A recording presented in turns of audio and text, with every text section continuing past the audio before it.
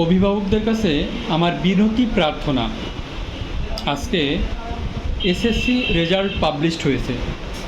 অনেকে ভালো রেজাল্ট, অনেকে অল্প একটু নাম্বারের জন্য একটু কম ভালো রেজাল্ট, অনেকে খারাপ রেজাল্ট, অনেকে অনেকভাবে করতে পারে।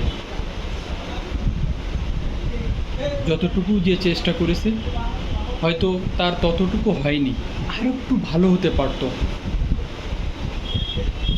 আবার আমরা অভিভাবকরা তাকে বিভিন্নভাবে মানসিক এবং শারীরিক টর্চার করে যাচ্ছে। তাকে এমনভাবে বলছি, অমুকের ছেলে ভালো করলো, অমুকের মেয়ে ভালো করলো, আমি তাদের সামনে মুখ দেখাবো কী করে? এই ধরনের কথাবার্তা এই অল্প বয়স্ক ছেলে মেয়েরা যদি শোনে, তারা কিন্তু অনেক কষ্ট পেতে পারে। আমরা তাদেরকে মোটিভেট করি। এসএসসি রেজাল্ট অবশ্যই জীবনের জন্য একটা গুরুত্বপূর্ণ পার্ট। সেই পার্টটা যদি ওভারকাম করা যায় ভবিষ্যতে ভালো করে অথবা অন্য কিছু করে, সেটা তো সুযোগ আছে। এমন না যে এটিই জীবনের সর্বশেষ পরীক্ষা, আর এই পরীক্ষায় খারাপ হওয়া মানে জীবনের সব কিছু জিরো। নো, আমি পড়াশোনাকে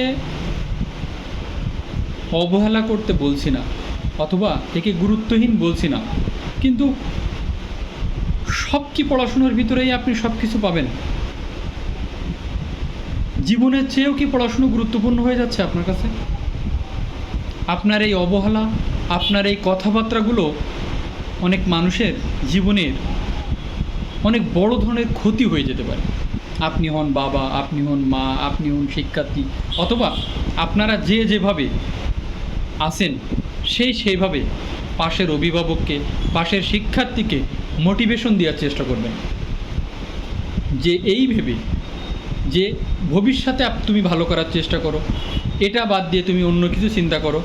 মানুষ অনেকে মোটরসাইকেল চালায়, মোটরসাইকেলের জীবনেও তো অ্যাক্সিডেন্ট হয়। তা মানুষের জীবনেও তো চাওয়া পাওয়ার ভিতর দিয়েই তো মানুষ জীবন চলে। তাহলে আমরা এই দেখবেন, আল্লাহ না করুক, এই কথা বলাতে অনেকে অনেক রকম বড় ধরনের দুর্ঘটনা ঘটাতেও পারে। সেজন্য আমরা যেন পারতপক্ষে অভিভাবকদের উদ্দেশ্যে আমার আবারও বিনীত অনুরোধ, আপনারা আপনাদের সন্তানটিকে এই অবস্থায় কোনো অবস্থায় মানসিকভাবে হ্যারেস করবেন না, শারীরিকভাবে হ্যারেস করবেন না।